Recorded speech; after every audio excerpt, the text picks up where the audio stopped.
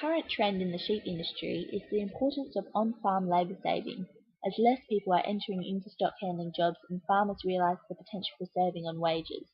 One way to minimise labour is to have well-designed yards.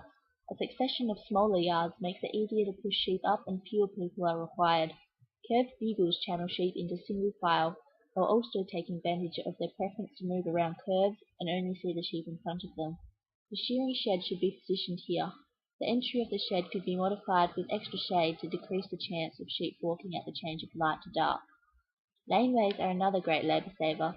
They improve the efficiency of moving stock from paddocks to the shearing shed while also decreasing excess damage to pastures.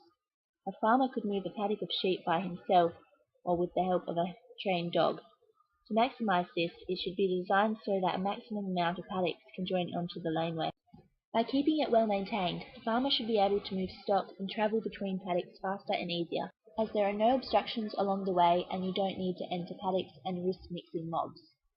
If feeders are used, positioning them near the laneway means easier access to get feed into the paddock. The water source can then be located on the other side of the paddock, so it is less likely to get contaminated with feed. Portable machinery are a great way to save time and labour by taking the gear to the sheep instead of moving them all the way to the main yards and shearing shed. One of these machines is a crutching cradle. There are many designs and most can be made mobile and allow for one person or multiple people operation. Attached to portable yards and a draft, there is an excellent output with semi-skilled labour being able to process 500 plus sheep per day. It allows careful staying removal and less wool is removed, adding at least $1 to the overall fleece value. The cradle allows timely work to be achieved and inspection of individual sheep. Other tasks that can be performed at the same time include drenching, vaccination, separating wet and dry ewes, checking udders and identifying culls. It may take longer, but it is worth it in the end.